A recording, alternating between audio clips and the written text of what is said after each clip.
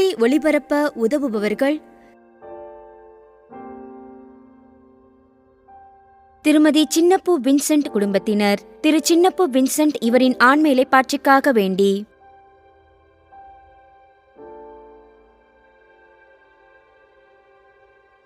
திருமதி சூசை தங்கம், மகாராஜா நகர், திருநெல்வேலி. குடும்பத்திற்கு இறைவன் செய்த அனைத்து நன்மைகளுக்கும் ஆசீர்வாதங்களுக்கும் நன்றியாக வேண்டி.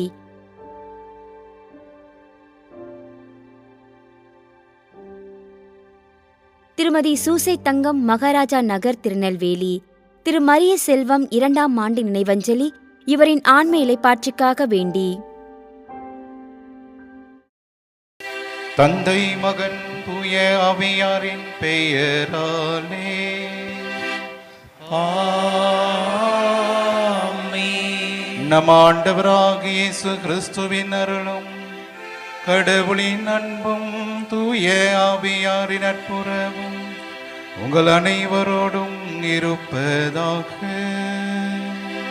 உம்மான்மாவோடும் இருப்பதாக. இறையேசுவின் அன்புமிக்க சகோதர சகோதரிகளே, இன்று நம்முடைய திரு அவையானது போலந்து நாட்டினுடைய புனிதராக கருதப்படுகின்ற புனித ஸ்தானிஸ்லாஸினுடைய நினைவை சிறப்பிக்கின்றது. ஒரு ஆயராகவும் அதே நேரத்திலே மறை சாட்சியாகவும் ஆண்டவருக்காக இரத்தம் சிந்தி நம்பிக்கையை வளர்த்தவர் புனித ஸ்தானிஸ்லாஸ்.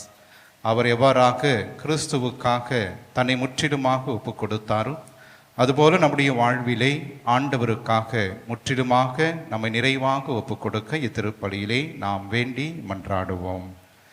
திருப்பலியை தகுந்த முறையில் ஒப்பு கொடுக்க நம்முடைய பாவங்களை ஏற்று மனம் வருந்துவோம்.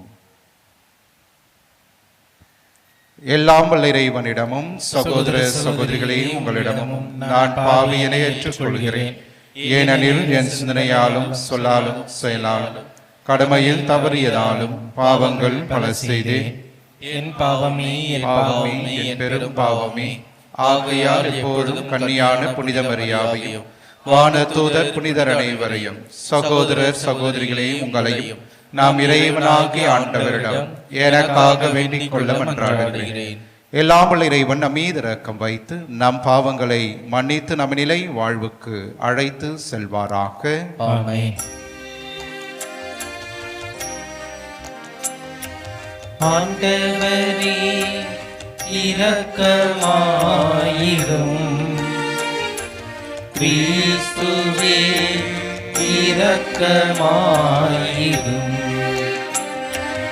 ஆண்டவரே இரக்கமாயிரும். கிறிஸ்துவே இரக்கமாயிரும். மன்றாடுவோமாக. இறைவா, உலக மீட்புக்காக பாஸ்கா பலியை ஏற்படுத்திய நீர் மக்களின் வேண்டல்களுக்கு கனிவோடு செவி சாய்ப்பீராக. அதனால் எங்கள் தலைமை குருவாம் கிறிஸ்து எங்களுக்காக பரிந்து பேசி அவர் எங்களை போன்று இருப்பதனால் எங்களை ஒப்புரவாக்கி உமக்கு இணையாக இருப்பதால் எங்களை மன்னிப்பாராக. உம்மோடு தூய ஆவியாரின் ஒன்றிப்பில் இறைவனா என்றென்றும் வாழ்ந்து ஆட்சி செய்கின்றவர் வழியாக உம்மை மன்றாடுகின்றோம்.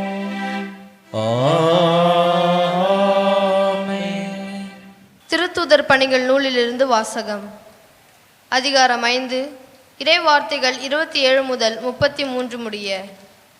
அந்நாள்களில் காவலர்கள் திருத்தூதர்களை அழைத்து கொண்டு வந்து யூத தலைமை சங்கத்தின் முன் நிறுத்தினார்கள். தலைமை குரு அவர்களை நோக்கி, நீங்கள் இந்த இயேசு பற்றி கற்பிக்க கூடாது என்று நாங்கள் கண்டிப்பாய் கட்டளையிடவில்லையா? என்றாலும் எருசலேம் முழுவதும் நீங்கள் கற்பித்து வருகிறீர்கள். மேலும் இந்த மனிதருடைய இரத்த பழியையும் எங்கள் மீது சுமத்த பார்க்கிறீர்களே என்றார். அதற்கு பேதுருவும் திருத்தூதரும் மறுமொழியாக, மனிதர்களுக்கு கீழ்ப்படிவதை விட கடவுளுக்கு அல்லவா கீழ்ப்படிய வேண்டும்? நீங்கள் சிலுவையில் தொங்க வைத்து கொன்ற இயேசுவை நம் மூதாதையரின் கடவுள் உயிர்த்தெழ செய்தார். இஸ்ரேல் மக்களுக்கு மனமாற்றத்தையும் பாவ மன்னிப்பையும் அளிப்பதற்காக கடவுள் அவரை தலைவராகவும் மீட்பராகவும் தமது வலப்பக்கத்துக்கு உயர்த்தினார். இவற்றுக்கு நாங்கெல்லாம் கடவுள் தமக்கு கீழ்ப்படிவோருக்கு அருளும் தூய ஆவியும் சாட்சிகள் என்றனர்.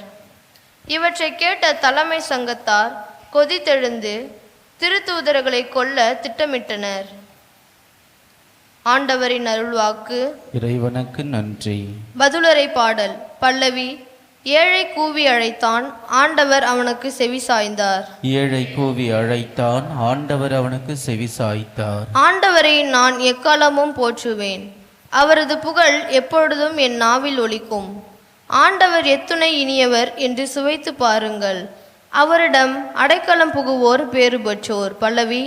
ஏழை கூவி அழைத்தான், ஆண்டவர் அவனுக்கு செவி சாய்த்தார். ஆண்டவரின் முகமோ தீமை செய்வோருக்கு எதிராக இருக்கின்றது, அவர் அவர்களின் நினைவே உலகில் அற்றுப்போக செய்வார். நீதிமான்கள் மன்றாடும் போது ஆண்டவர் செவி சாய்க்கின்றார், அவர்களை அனைத்து இடுகண்கு நின்றும் விடுவிக்கின்றார். பல்லவி. ஏழை கூவி அழைத்தான், ஆண்டவர் அவனுக்கு செவி சாய்த்தார்.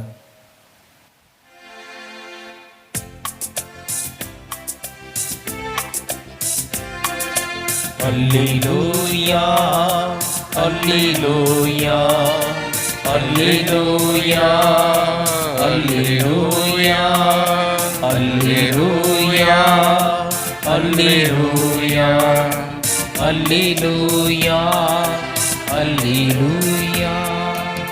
தோமா, நீ என்னை கண்டதால் நம்பினாய், காணாமலே நம்புவோர் பேறு பெற்றோர். அல்லேலூயா, அல்லேலூயா, அல்லேலூயா, அல்லேலூயா, அல்லேலூயா.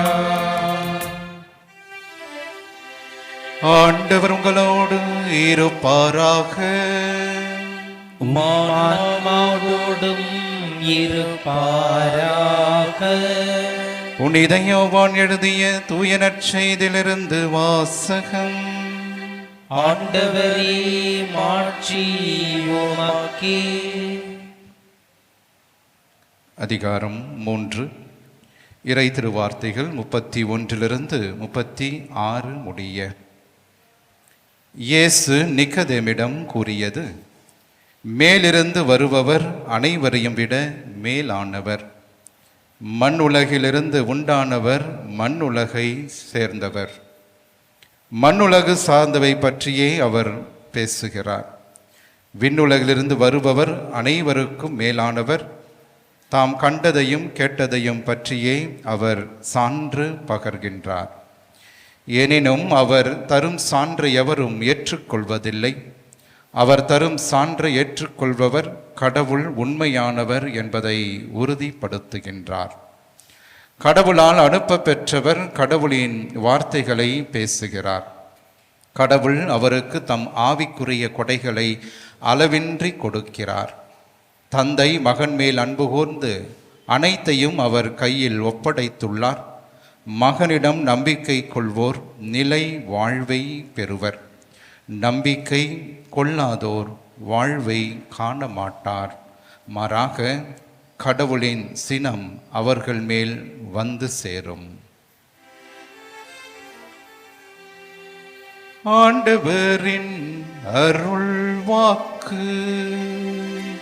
கிறிஸ்துவே, உமக்கு புகழ். இறை இயேசுவின் அன்புமிக்க சகோதர சகோதரிகளே, ஆயரும் மறை சாட்சியருமான புனித ஸ்தனிஸ்லாஸை இன்று திரு அவையானது நினைவு கூர்ந்து ஜெபிக்க நம்மை அழைக்கின்றது. பல ஆண்டுகளாக குழந்தை பாக்கியம் இல்லாத பெற்றோருக்கு குழந்தையாக பிறந்தவர் புனித ஸ்தனிஸ்லாஸ். இயேசுவின் பிரியமானவர்களே, சிறு வயதிலிருந்து ஒரு பெரிய குருவானவராக மாற வேண்டும், இறை வார்த்தையை அறிவிக்க வேண்டும் என்கின்ற ஆவல் அவருக்கு இருந்தது. அதே போல அவரும் ஒரு குருவானவராக பிற்காலத்திலே மாறுகின்றார். அவருடைய பெற்றோர் இறந்த பிறகு அந்த பெற்றோருக்கு இருந்த மிகப்பெரிய ஆஸ்திகளை அவர்கள் தன்னுடைய மகனுக்கு எழுதி வைத்தார்கள். ஆனால் புனித ஸ்தனிஸ்லாசு அந்த சொத்துக்களையும் ஆஸ்திகளையும் அனைத்தையும் அவர் விற்று ஏழைகளுக்கு தானமாக கொடுத்தார் என்று வரலாறு சொல்லுகிறது. அவர் குருவானவராக மாறி அதன் பிறகு ஆயராகவும் அவர் மாறுகின்றார். ஆயராக இருந்தபோது 2ஆம் போல்ஸ்லா என்கின்ற அரசன் போலந்தை ஆண்டு கொண்டிருந்தான். இந்த அரசன் அந்த காலகட்டத்திலே ஒரு மிகப்பெரிய ஒரு தவறை செய்கிறான். அதாவது வேற்று ஒருவனுடைய மனைவியை கடத்தி வந்து அவனுடைய அரசவையிலே வைத்திருந்தான். ஆகவே இந்த புனித ஸ்தனிஸ்லாஸ் திருமுழுக்கு யோவானை போல நேரடியாக அரசனை எதிர்க்கின்றார்.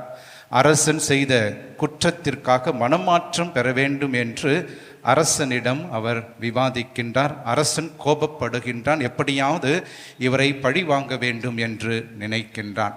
ரேசின் பிரியமானவர்கள், இவர் ஆயராக இருந்தபோது பவுல் என்கின்ற ஒருவரிடமிருந்து ஒரு நிலத்தை வாங்குகின்றார் திருச்சபைக்காக.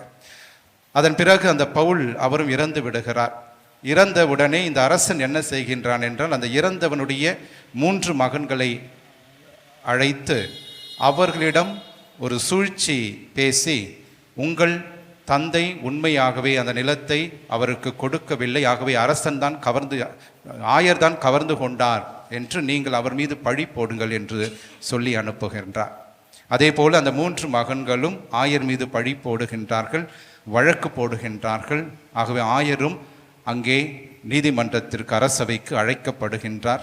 அதன் பிறகு ஆயர் சொல்லுகிறார், 3 நாட்கள் எனக்கு நேரம் தாருங்கள் என்று சொல்லி 3 நாட்கள் ஜபத்திலே அவர் ஜெபிக்க ஆரம்பிக்கின்றார். ரேசின் பிரியமானவர்களே, 3ஆவது நாள் அவர் என்ன செய்தார் என்றால், திரளான பங்கு மக்களை அழைத்து கொண்டு அவர் நேரடியாக கல்லறைக்கு சென்றார்.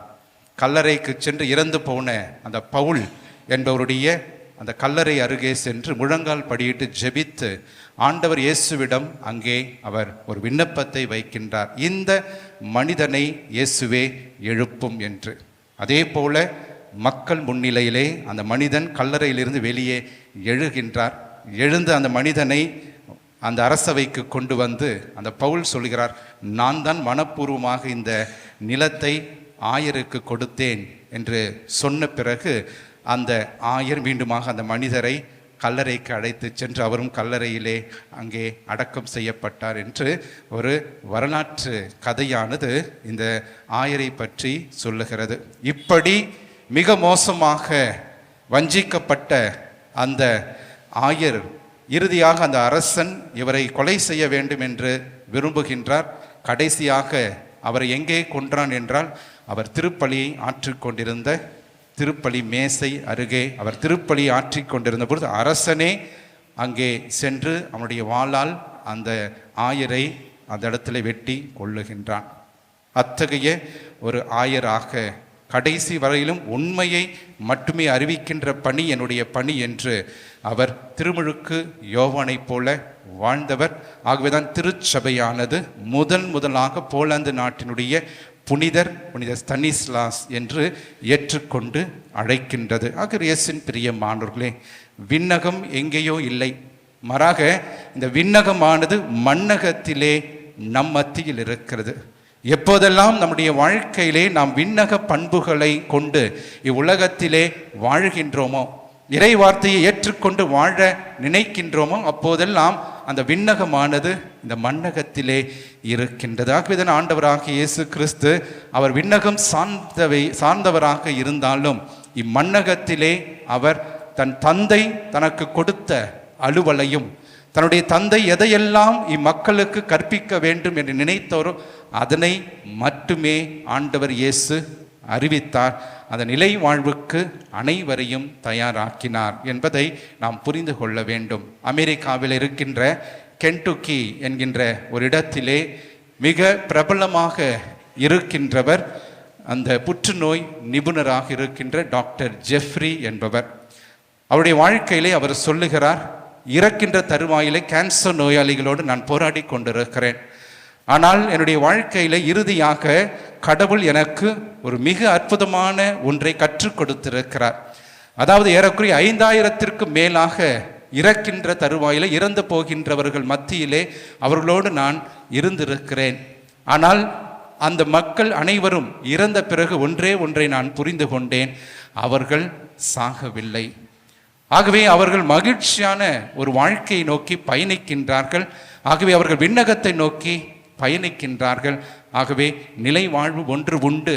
ஆகவே நான் மிகப்பெரிய மருத்துவராக இருந்தாலும் அந்த நிலை வாழ்வை நம்புகின்றேன், ஏற்றுக்கொள்கிறேன் என்று ஒரு பத்திரிகைக்கு அவர் ஒரு செய்தியை விடுக்கின்றார்.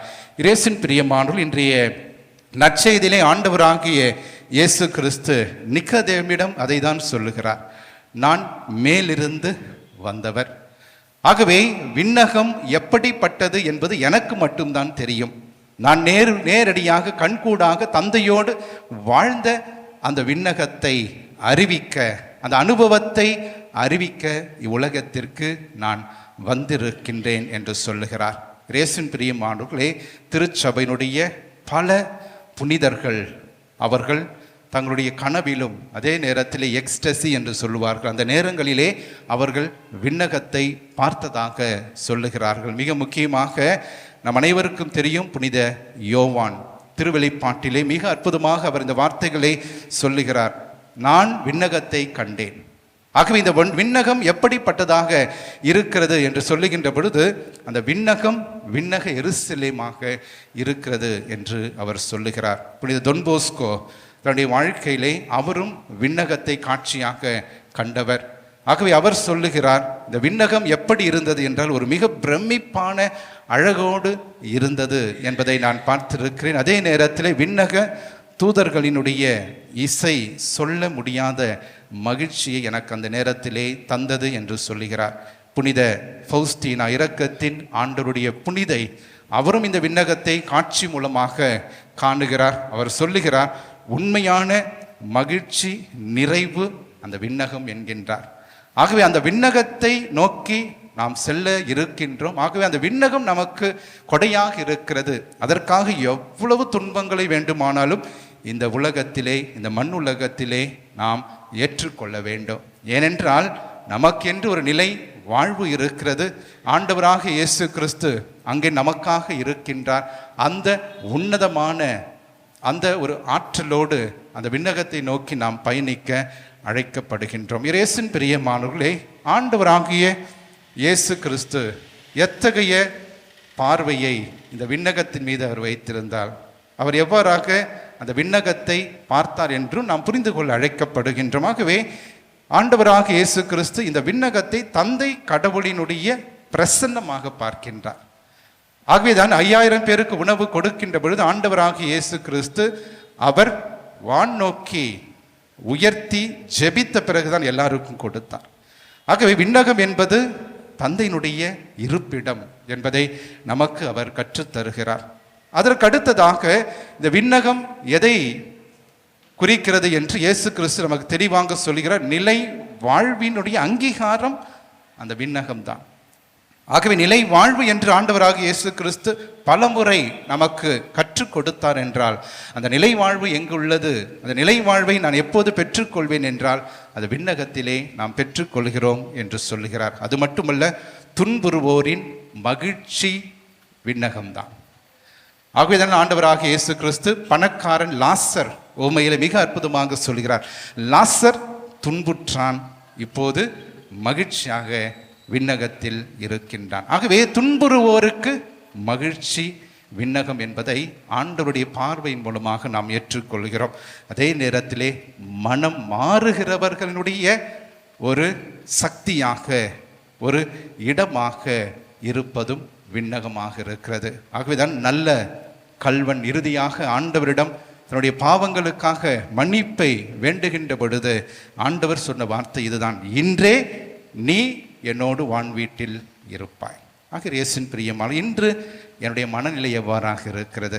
நான் எத்தகைய மனப்பான்மையோடு இம்மன்னகத்திலே நான் வாழுகின்றேன்? ஆகவே இம்மன்னகத்திலே விண்ணகத்தை கொண்டு வந்தவர் ஆண்டவர் இயேசு கிறிஸ்து. அந்த விண்ணக பண்புகளை இம்மண்ணகத்திலே நாம் வாழ்கின்றோமா என்று சிந்திப்போம். இறை ஆசீர்வாதத்தை தொடர்ந்து வேண்டி இத்திருப்பலியில் நாம் ஜெபிப்போம். ஆமேன்.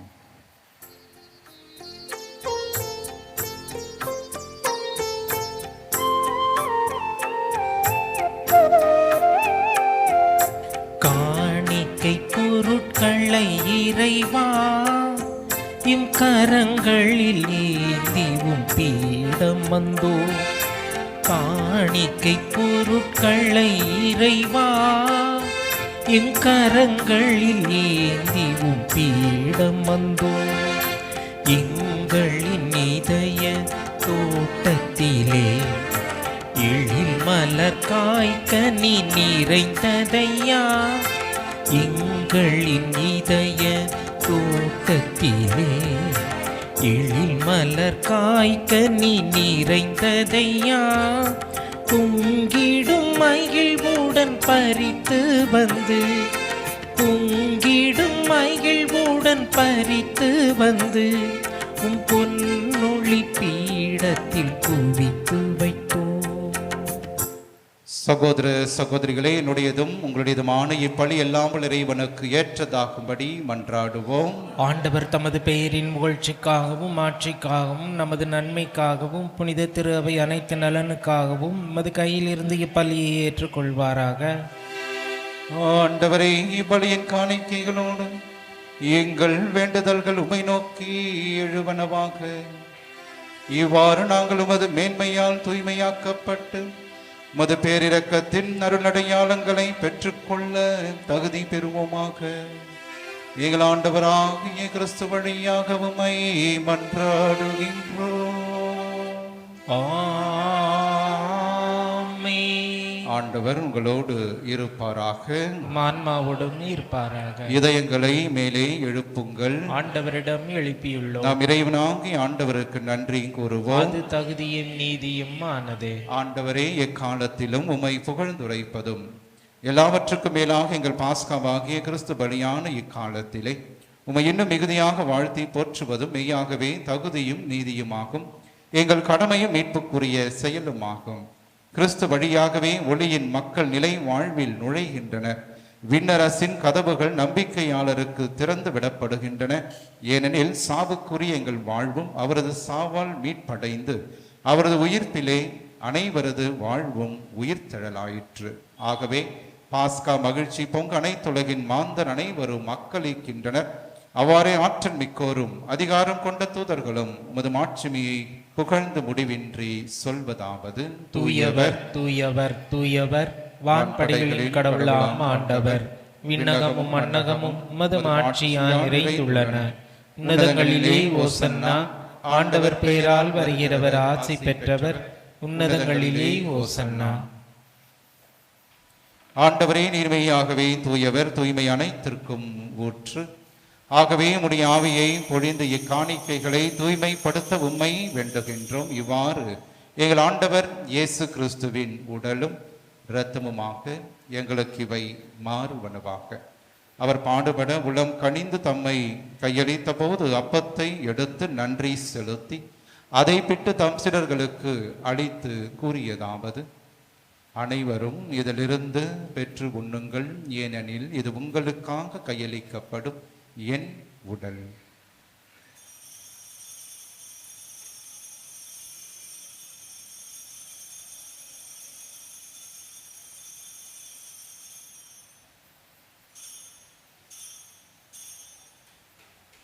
அவ்வண்ணமே இரவு விருந்தை அருந்திய பின் கிண்ணத்தையும் எடுத்து மீண்டும் உமக்கு நன்றி கூறி தம் சீடர்களுக்கு அளித்து அவர் கூறியதாவது: அனைவரும் இதிலிருந்து பெற்று பருகுங்கள், ஏனெனில் இது புதிய நிலையான உடன்படிக்கைக்கு உரிய என் இரத்தத்தின் கிண்ணம்.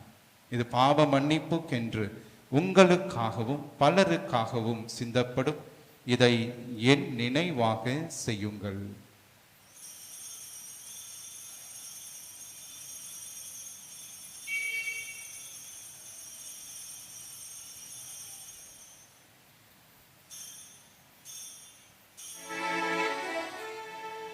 நம்பிக்கையின் மறைபொருள்.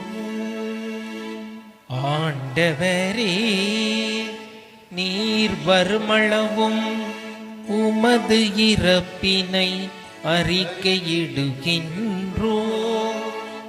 உமது உயிர்ப்பினையும் எடுத்துரைக்கின்றோ. ஆகவே ஆண்டவரை, நாங்கள் கிறிஸ்துவின் இறப்பினையும் உயிர்ப்பினையும் நினைவு கூர்ந்து வாழ்வுதரும் அப்பத்தையும் மீட்பளிக்கும் கிண்ணத்தையும் ஒப்புக் கொடுக்கின்றோம். உம் திருமுனின்று மக்கு ஊழியம் புரிய தகுந்தவர்கள் என எங்களை ஏற்றுக்கொண்டீர். எனவே உமக்கு நன்றி செலுத்துகின்றோம். மேலும் கிறிஸ்துவின் உடலிலும் இரத்தத்திலும் பங்கு கொள்ளும் எங்களை தூய ஆவியார் ஒன்று சேர்க்க வேண்டும் என உம்மை தாழ்மையுடன் மன்றாடுகின்றோம். ஆண்டவரே, உலகெங்கும் பரவியிருக்கும் அது திரு அவையை நினைவு கூர்ந்தருளும். எங்கள் திருத்தந்தை பிரான்சிஸ், எங்கள் பேராயர் ஜார்ஜ் ஆண்டகை, எல்லா திருநிலையினர் ஆகியவரோடு அது திரு அவை அன்பில் நிறைவு பெற செய்தருளும்.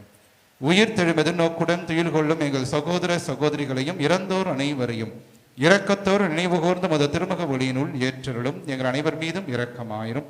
கடவுளின் கன்னித்தாயான புனிதமிக்க ஆரோக்கிய அன்னை, அவருடைய கணவரான புனித யோசேப்பு, புனித திருத்தூதர்கள், சிறப்பாக நாங்கள் இன்று நினைவு கூறுகின்ற புனித ஸ்தனிஸ்லாஸ் மற்ற அனைத்து புனிதரோடு நாங்கள் நிலை வாழ்வில் பங்கு கொள்ளும் தகுதி பெற்று உம் திருமகன் இயேசு கிறிஸ்து வழியாக உம்மை புகழ்ந்தேத்தும் வரமருள உம்மை மன்றாடுகின்றோம்.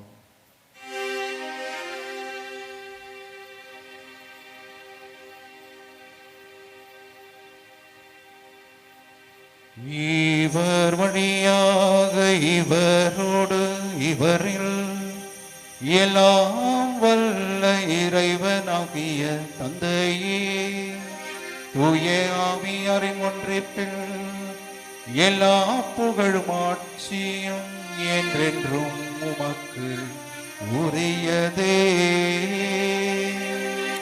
ஆமென், ஆமென், ஆமென். கடவுளை தந்தை என அழைக்க இயேசு நமக்கு கற்றுக் கொடுத்த ஜெபத்தை விண்ணக தந்தையை நோக்கி நாம் நம்பிக்கையோடு மன்றாடுவோம். விண்ணுலகில் இருக்கின்ற எங்கள் தந்தையே, உமது பெயர் தூயதென போற்றப் பெறுக. உமது ஆட்சி வருக. உமது திருவுளம் விண்ணுலகில் நிறைவேறுவது போல மண்ணுலகிலும் நிறைவேறுக. எங்கள் அன்றாட உணவை இன்று எங்களுக்கு தாரும். எங்களுக்கு எதிராக குற்றம் செய்வோரை நாங்கள் மன்னிப்பது போல எங்கள் குற்றங்களையும் மன்னியும்.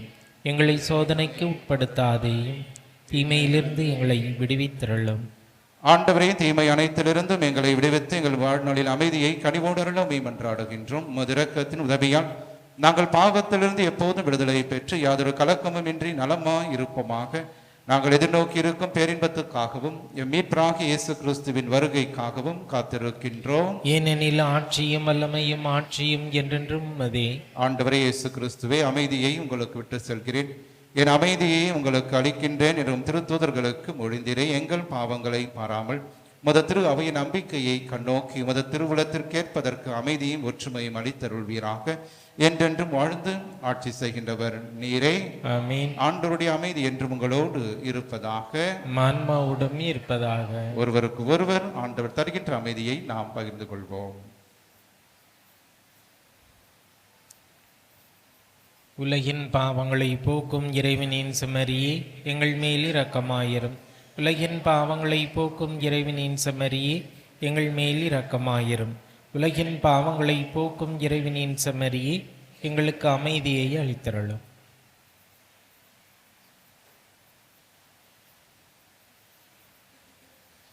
இதோ இறைவனின் செம்மறி, இவரை உலகின் பாவங்களை போக்குபவர். நம்முடைய அன்றாட குடும்ப வாழ்விலே நமக்கு எதிராக வருகின்ற எல்லாம் தீமைகள், துன்பங்கள், திராத கடன் சுமைகள், உடல் உள்ளத்தை மாட்டுகின்ற நோய்கள், அழகியினால் வருகின்ற சோதனைகள், இவை அனைத்திலிருந்து நம்மை தினந்தோறும் காத்து வழிநடத்துகின்ற உயிருள்ள இயேசு கிறிஸ்து இவரை. இவருடைய திருவிருந்திற்கு அழைக்க பெற்றோர் பேறு பெற்றோர். ஆனால் ஒரு வார்த்தை மட்டும் சொல்லியருளும், எனது ஆன்மா நலமடையும். கிறிஸ்துவின் திருவுடல் திரு ரத்தம் நம்மை காத்து நிலை வாழ்வு நமக்கு அளிப்பதாக. ஆமென். நன்றியோடு மன்றாடுவோமாக.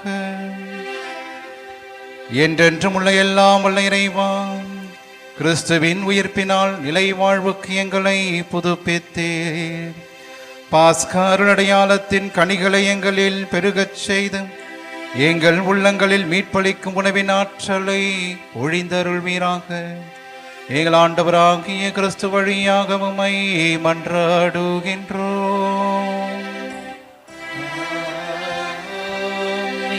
ஆண்டவர் உங்களோடு இருப்பாராக. உமான்மாவோடும் இருப்பாராக. எல்லாம் வல்ல இறைவன் தந்தை மகன் தூய ஆவியார் என்றும் உங்களை ஆசீர்வதிப்பாராக.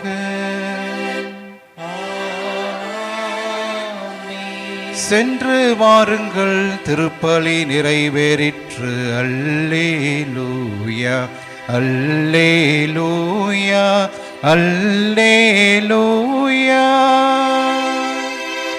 இறைவனுக்கு நன்றி. அல்லேலூயா அல்லேலூயா அல்லேலூயா. திருப்பலி ஒளிபரப்ப உதவியவர்கள்: திருமதி சின்னப்பூ வின்சென்ட் குடும்பத்தினர், திரு சின்னப்பூ வின்சென்ட் இவரின் ஆன்ம இளைப்பாற்றிக்காக வேண்டி,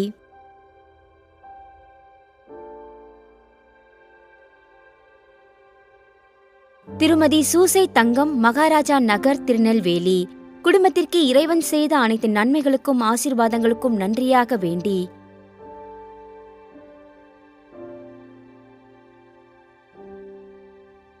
திருமதி சூசை தங்கம், மகாராஜா நகர், திருநெல்வேலி திரு மரிய செல்வம் 2ஆம் ஆண்டு நினைவஞ்சலி இவரின் ஆன்ம இளைப்பாற்றிக்காக வேண்டி,